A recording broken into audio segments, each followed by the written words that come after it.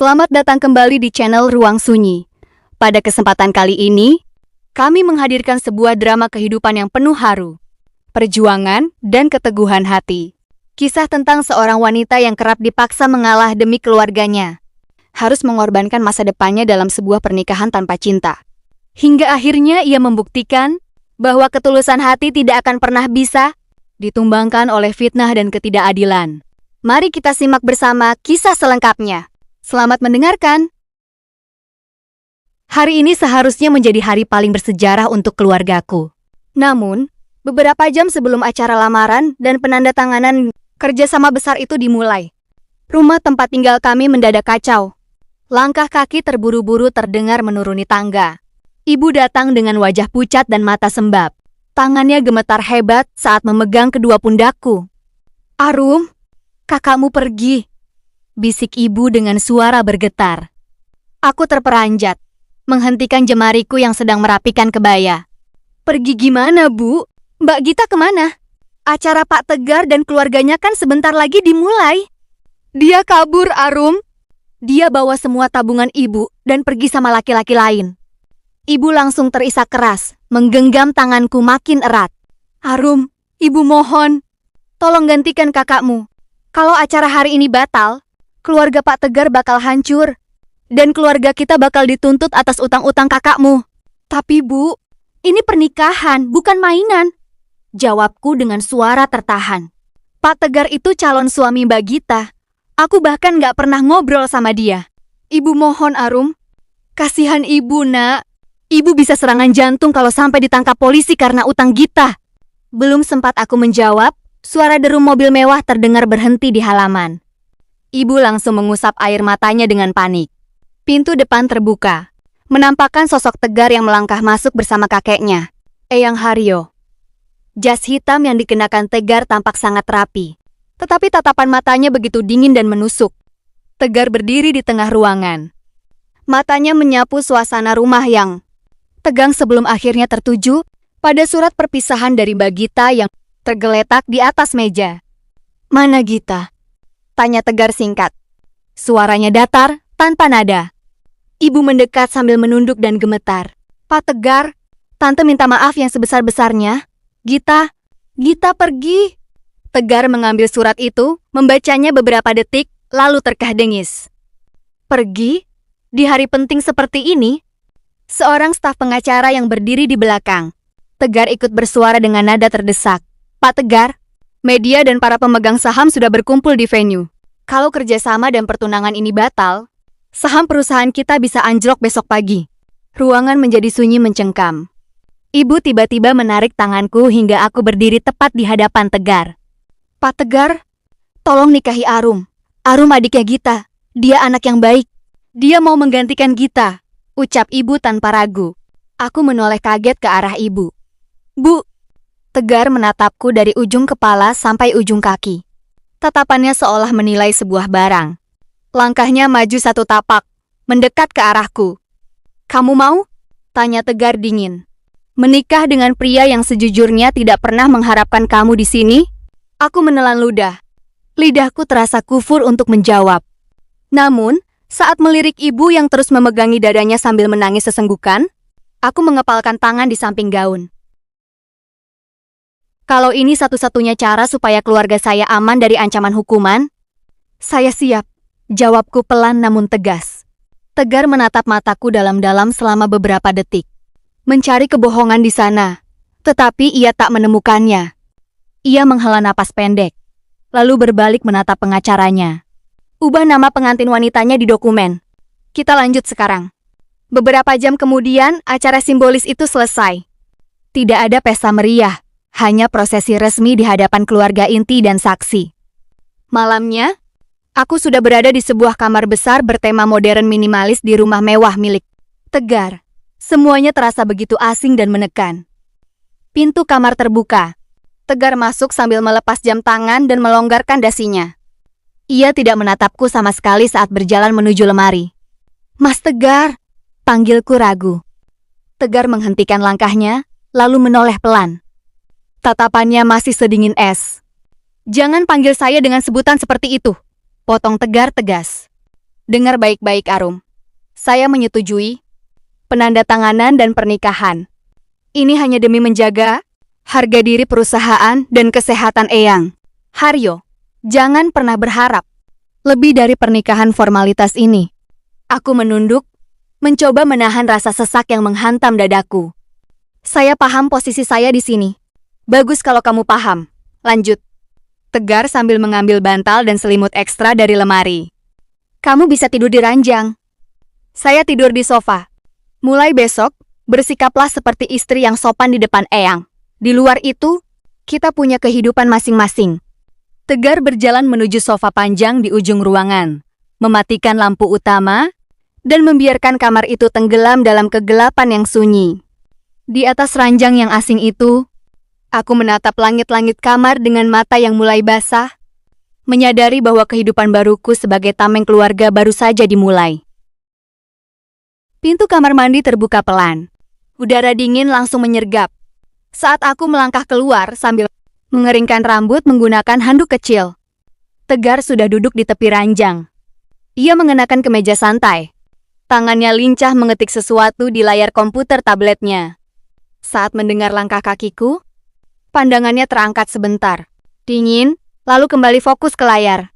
Eyang mau makan siang di meja makan hari ini, ucap Tegar tanpa menoleh. Beliau minta kamu yang siapkan supnya. Aku menghentikan gerakan tanganku. Sup khusus Eyang? Ada resep pantangan yang harus saya tahu? Tanya Mbok Darmi di dapur. Dia tahu semua kebutuhan Eyang, jawabnya singkat. Suaranya selalu terdengar datar. Seolah setiap kata yang keluar adalah formalitas pekerjaan. Aku mengangguk pelan. Baik, saya turun sekarang. Di dapur, Mbok Darmi seorang wanita paruh baya yang sudah puluhan tahun bekerja di rumah, itu menatapku dengan senyum. Hangat saat aku mendekat. Non Arum mau masak buat Eyang? Tanya Mbok Darmi ramah. Iya Mbok, Mas Tegar bilang, Eyang mau makan sup, jawabku sambil menggulung lengan bajuku. Tolong ajari Arum ya Mbok, Arum takut salah bumbu. Duh, Non Arum ramah banget. Beda banget sama... Mbok Darmi mendadak menghentikan kalimatnya. Tampak bersalah. Maaf Non, maksud Mbok, Non Arum telaten. Aku hanya tersenyum tipis. Paham betul siapa yang hampir disebutnya.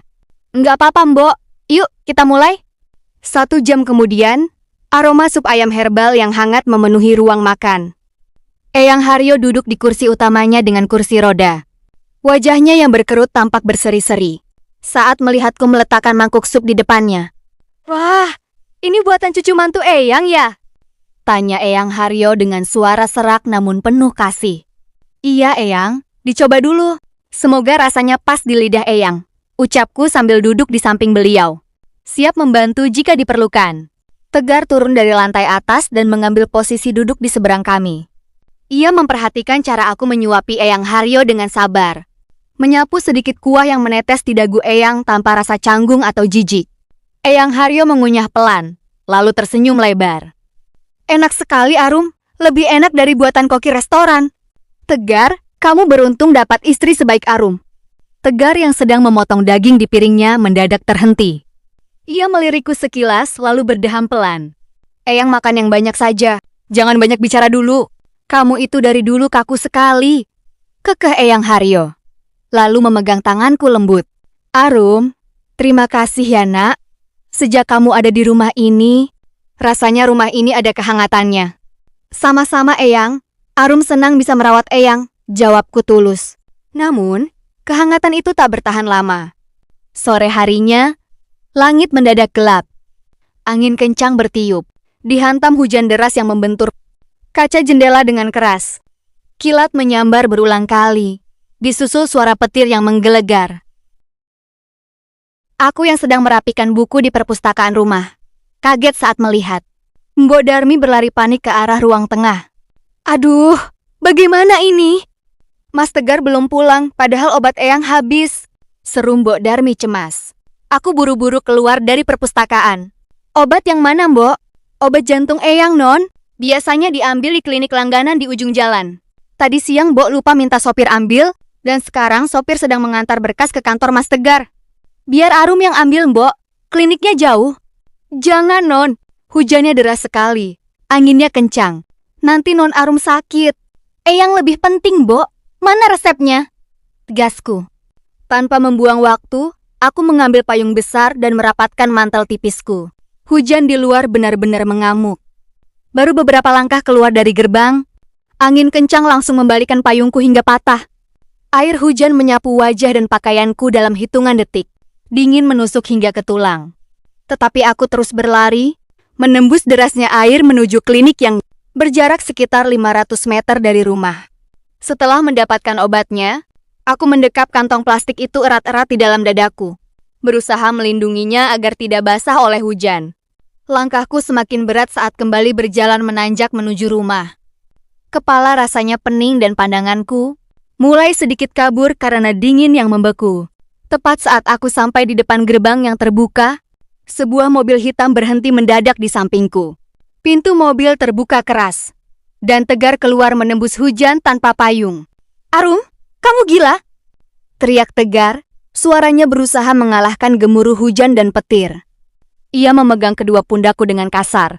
Wajahnya yang biasa dingin kini penuh dengan raut kaget dan amarah. "Kamu ngapain hujan-hujanan begini? Kalau mau celaka jangan di depan rumah saya," bentaknya tajam.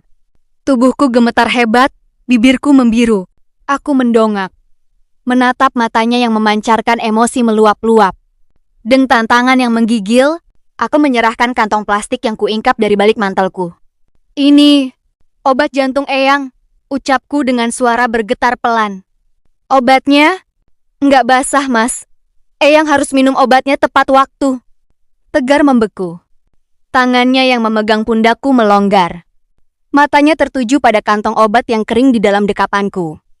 Lalu beralih menatap wajahku, yang pucat pasi dengan rambut basah kuyup yang menempel di pipi. "Kamu nekat keluar cuma buat ini?" bisik Tegar, suaranya mendadak melemah. Ada nada tak percaya dalam intonasinya. "Eyang, orang baik. Saya nggak mau Eyang kenapa-kenapa," jawabku pelan. Sebelum pandanganku mendadak berputar hebat, kaki melayang, dan seluruh tubuhku ambruk ke depan. Namun sebelum tubuhku menyentuh tanah yang basah, sepasang lengan yang kuat menahan tubuhku dengan erat. "Arum! Arum!" Suara panggilannya terdengar samar di antara gemuruh hujan. Tetapi untuk pertama kalinya, aku mendengar ada nada cemas yang sangat dalam dari suara pria yang tak pernah menginginkanku itu. Cahaya lampu kamar yang redup menyambut mataku saat perlahan kubuka. Rasa hangat menyelimuti tubuhku, kontras dengan dingin mencekat yang kurasakan sebelumnya. Di dadaku, sebuah kompres hangat menempel rapi. Aku mencoba menegakkan tubuh. Tetapi rasa pusing yang hebat membuatku kembali menyandarkan kepala di bantal. "Jangan banyak gerak dulu. Suhu tubuhmu masih tinggi." Suara rendah itu membuatku menoleh cepat. Tegar duduk di kursi samping ranjang. Kemeja mewahnya sudah berganti pakaian santai. Rambutnya sedikit berantakan, dan wajahnya tampak sangat lelah. Di meja kecil samping ranjang, terdapat semangkuk bubur panas dan segelas air putih. "Mas, Tegar?" bisikku pelan. Tenggorokanku terasa begitu kering. Obat Eyang. Eyang sudah minum obatnya. Beliau sudah tidur nyenyak," potong Tegar halus. Nada bicaranya tidak sedingin biasanya. Ia mengambil gelas air putih, lalu memegang pundakku pelan untuk membantuku duduk. "Minum dulu." Aku meminum air itu perlahan.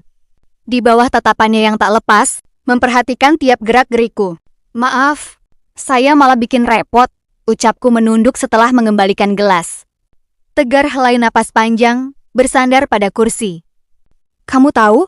Dokter bilang kamu hampir kena hipotermia kalau terlambat ditangani sebentar saja. Kenapa kamu nekat sekali, Arum? Kamu bukan pelayan di rumah ini." "Saya tahu," jawabku pelan, menatap jemariku yang saling bertaut di atas selimut.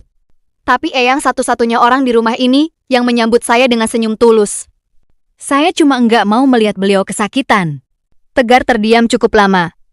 Keheningan merayap di antara kami. Hanya diselingi suara sisa gerimis di luar jendela. "Saya yang harusnya minta maaf," ucap Tegar tiba-tiba. Aku mendongak, terkejut mendengar kata-kata itu keluar dari bibirnya. "Selama ini saya pikir kamu sama saja seperti kakakmu, datang ke keluarga ini hanya untuk memanfaatkan keadaan," lanjut Tegar.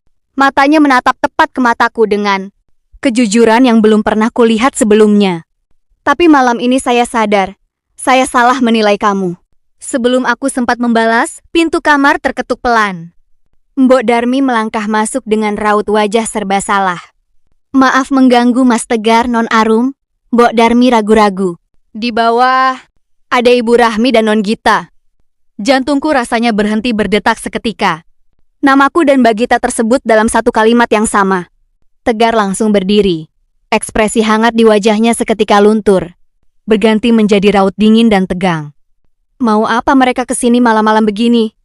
Tanya Tegar tajam. Non Gita bilang mau minta maaf dan mau bicara penting sama Mas Tegar, jawab Mbok Darmi cemas. Aku buru-buru menyibak selimut. Saya ikut turun. Arum, kamu masih sakit, cegah Tegar sambil menahan lenganku pelan. Saya harus tahu kenapa Mbak Gita kembali, Mas. Tegasku sambil menatap matanya. Di ruang tamu yang megah, Ibu dan Mbak Gita sudah duduk di sofa. Mbak Gita tampak tidak terurus. Pakaiannya tidak serapi dulu, dan riasan wajahnya agak memudar. Begitu melihat kami turun dari tangga, Mbak Gita langsung berdiri dan berlari mendekat, berniat meraih lengan Tegar. Tegar! Tegar, maafkan aku! Teriak Gita dengan air mata mengalir.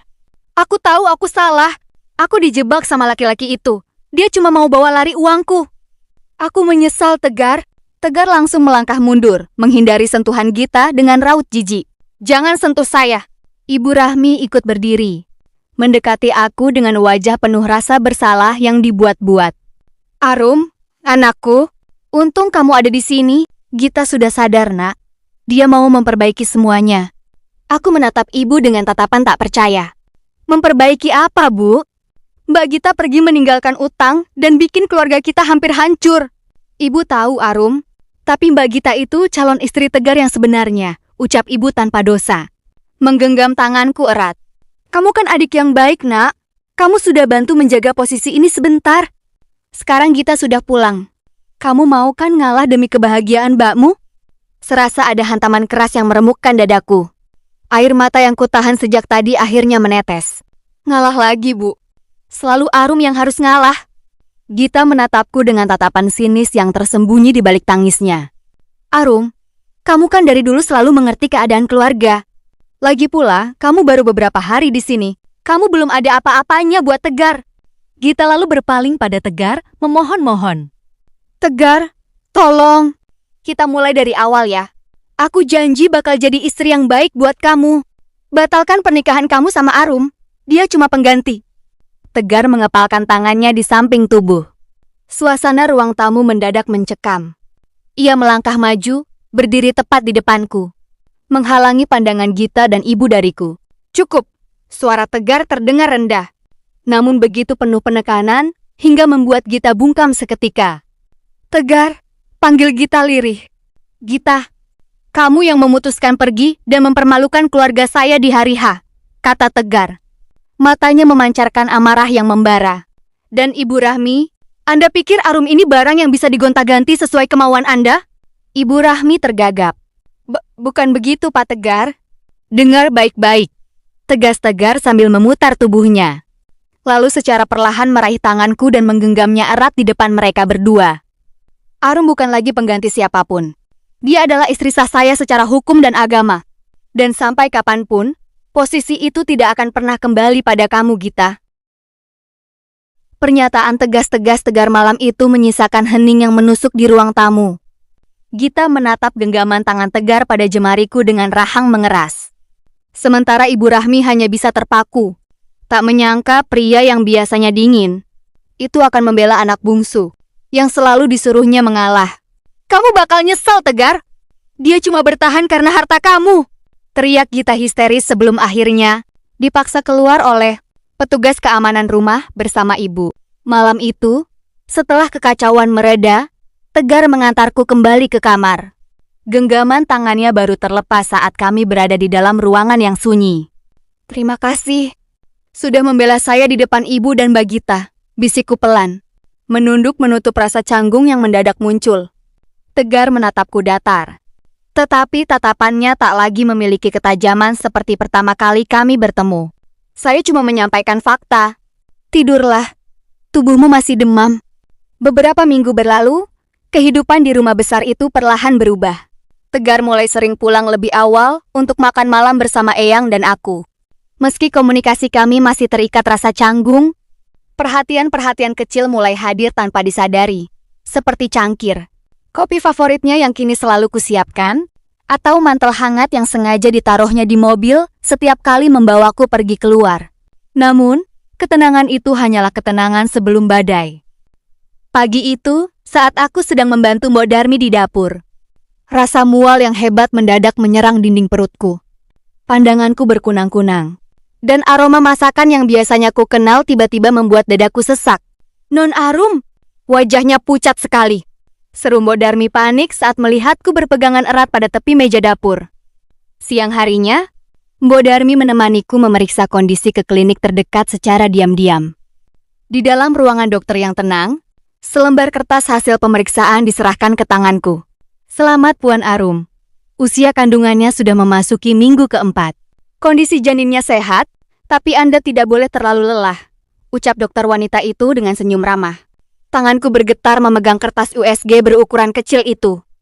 Ada kehangatan luar biasa yang merayap di dadaku, sebuah kehidupan baru sedang tumbuh di dalam diriku. Aku berniat memberitahukan kabar bahagia ini kepada Tegar malam nanti saat makan malam. Sayangnya, takdir punya rencana lain.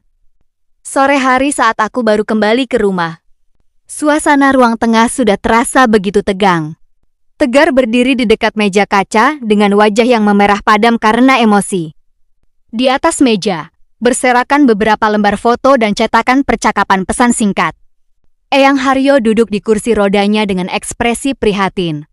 Sementara di sudut ruangan, Gita berdiri dengan senyum tipis yang penuh kemenangan. "Mas Tegar, ada apa ini?" tanyaku cemas sambil melangkah mendekat. Tegar berbalik cepat. Tatapannya kembali menjadi tatapan penuh amarah dan kekecewaan. Tatapan yang sama persis seperti saat pertama kali kami bertemu. Ia menyambar selembar kertas dari meja dan melemparnya tepat ke hadapanku. "Penjelasannya apa, Arum?" bentak Tegar, suaranya menggelegar memenuhi ruangan. Aku mengambil kertas itu dengan tangan gemetar. Di sana tertulis dokumen percakapan atas namaku dengan seorang pria dari masa lalu. Berisi pesan-pesan rekayasa yang seolah membuktikan bahwa aku memang merencanakan kaburnya Gita agar bisa masuk ke dalam keluarga Tegar dan menguasai hartanya. Ini nggak benar, Mas. Saya nggak pernah bikin pesan ini. Ini fitnah. Seruku panik, menatap Tegar dengan mata berkaca-kaca. "Bohong," potong Gita cepat dengan nada dramatis. "Itu bukti dari teman dekatmu sendiri, Arum. Kamu memang dari dulu iri sama aku, kan? Kamu sengaja jebak aku supaya aku kabur hari itu." "Cukup, Gita," tegur Eyang Haryo tegas, berusaha menenangkan suasana. "Tegar, dengarkan dulu penjelasan istri kamu." Namun Tegar sudah terlalu dibutakan oleh rasa kecewa. Setelah mulai membuka hatinya, rasa pengkhianatan dari bukti rekayasa itu menghantam ego dan harga dirinya dengan sangat keras. "Saya sudah mulai percaya sama kamu, Arum," suara Tegar memelan. Tetapi setiap katanya terasa seperti sembilu yang menyayat dadaku. "Tapi ternyata kamu tidak ada bedanya. Kamu hanya memanfaatkan keluguan kamu untuk membodohi saya dan Eyang." "Mas, tolong, dengarkan saya dulu." Tangisku pecah. Tanganku refleks bergerak menyentuh perutku yang masih rata. Membayangkan ada nyawa kecil yang kini ikut merasakan rintihan ibunya. "Saya serius. Saya nggak pernah punya niat jahat." "Keluar," ucap Tegar dingin, memalingkan wajahnya dariku. Langkahku terhenti. "Mas, saya bilang keluar dari rumah ini. Saya butuh waktu untuk tidak melihat wajah kamu." Teriaknya penuh penyesalan dan amarah yang meluap. Aku menatap pria di depanku dengan hati yang hancur berkeping-keping. Ketulusan yang kuberikan selama ini, rasa takut dan perjuanganku menembus hujan demi keluarganya, semuanya runtuh hanya karena selembar dokumen palsu. Aku menghapus air mataku dengan kasar. mencoba menahan martabatku yang tersisa. Aku tidak akan memohon pada pria yang tidak memiliki rasa percaya padaku. Baik, jawabku pelan namun bergetar. Kalau memang keberadaan saya di sini hanya dianggap sebagai ancaman, saya akan pergi. Dan saya tidak akan pernah kembali lagi. Tanpa membawa harta atau pakaian mewah pemberiannya, aku melangkah keluar dari rumah besar itu. Di bawah langit sore yang mulai menggelap, aku menggenggam erat kertas hasil pemeriksaan kehamilanku yang tersimpan di dalam tas, berjalan menjauh tanpa sedikit pun menoleh ke belakang. Aku melangkah, menembus dinginnya malam tanpa arah yang pasti. Dengan sisa tabungan kecil yang kubawa di dalam tas, aku menaiki bus antar kota menuju sebuah kota kecil di pinggiran Bandung. Di sana, aku menyewa kontrakan amat sederhana, berdinding cat kusam yang mulai mengelupas, jauh dari kemewahan rumah besar milik keluarga Tegar. Demi menyambung hidup dan membiayai calon buah hatiku, aku bekerja di sebuah toko roti kecil milik Bu Mira, kenalan almarhum ayahku.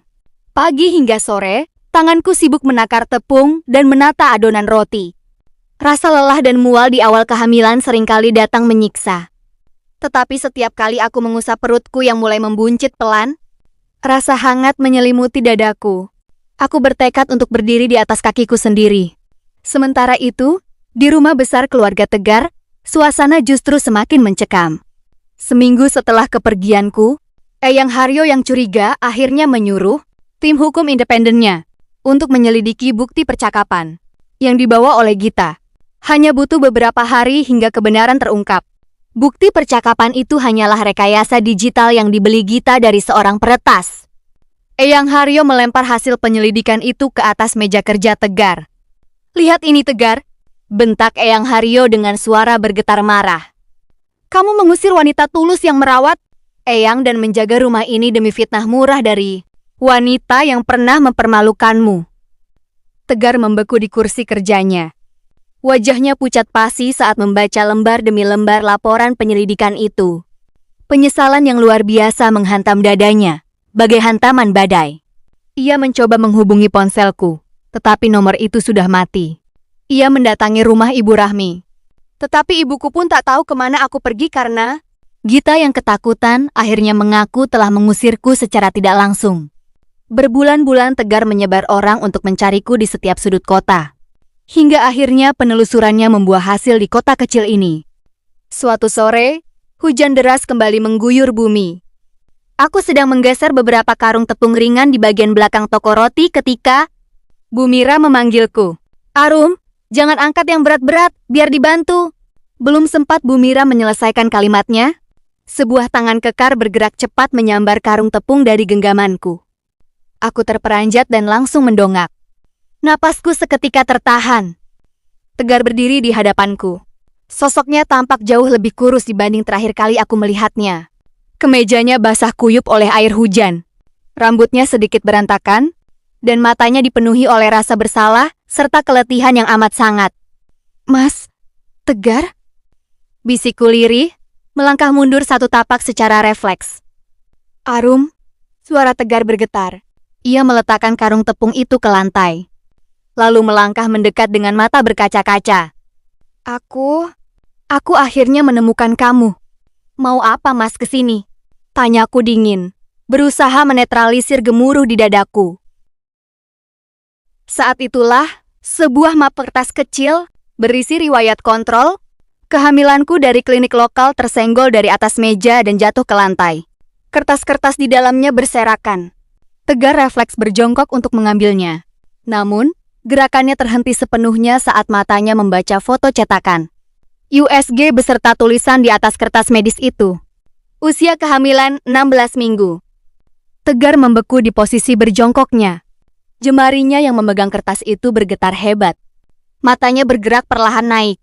Berpindah dari kertas USG, itu menuju perutku yang kini mulai tampak membuncit. Di balik apron kerja yang kupakai. Kamu hamil?" bisik Tegar dengan suara yang hampir tak terdengar. Matanya memerah. Dan untuk pertama kalinya sejak aku mengenalnya, aku melihat air mata menetes dari sudut mata pria tegas itu. "Ini bukan urusan Mas lagi," jawabku pelan. meraih kertas itu dari tangannya lalu memasukkannya kembali ke dalam map. Malam saat Mas mengusir saya dan tidak percaya pada ketulusan saya, Mas sudah melepaskan hak Mas atas saya dan anak ini. Arum, maafkan aku. Tegar berdiri. Tubuhnya gemetar saat ia merapatkan kedua tangannya di depan dada. Memohon di hadapanku. Aku salah. Aku dibutakan oleh amarah. Eyang sudah membongkar semua kebohongan Gita. Aku tahu aku brengsek. Arum, tapi tolong, beri aku kesempatan untuk menebus semua lukamu. Aku menatap mata pria yang dulu pernah kuimpikan kehangatannya. Ada ketulusan dan penyesalan mendalam di sana. Tetapi luka pengkhianatan atas rasa, percayanya masih menyisakan perih yang belum sepenuhnya sembuh. Aku memalingkan wajah, mengusap perutku lembut. Luka yang Mas buat tidak bisa sembuh hanya dalam semalam. Mas Tegar, kalau Mas mau memohon maaf, lakukan itu bukan karena anak ini, tapi karena Mas benar-benar sadar betapa murahnya harga rasa. Percaya yang Mas berikan pada saya waktu itu. Kadang orang yang paling sering mengalah justru jadi orang yang paling jarang dipilih. Namun, kisah ini mengajarkan bahwa ketulusan, kesabaran, dan keteguhan hati tidak pernah sia-sia. Kehormatan seseorang tidak ditentukan dari seberapa kaya atau tinggi posisinya, melainkan dari sejauh mana ia bertahan menjaga kebaikan di tengah ketidakadilan. Bagi mereka yang pernah terluka karena disalahpahami, ingatlah bahwa waktu selalu punya cara untuk membongkar kebenaran. Cinta yang tulus dan sejati tidak hadir dari paksaan atau kemewahan, melainkan dari rasa percaya dan kesediaan untuk saling menghargai. Terima kasih sudah mengikuti perjalanan kisah perjuangan, kesabaran, dan keteguhan hati Arum hingga akhir. Bagaimanakah pendapat kalian tentang perjuangan Arum dan penyesalan Tegar dalam kisah ini? Apakah menurut kalian kesempatan kedua itu layak diberikan? Tuliskan pandangan dan pendapat kalian di kolom komentar di bawah. Jangan lupa untuk klik tombol like, share, dan subscribe agar tidak ketinggalan kisah-kisah drama inspiratif dan menyentuh hati berikutnya. Sampai jumpa di cerita selanjutnya.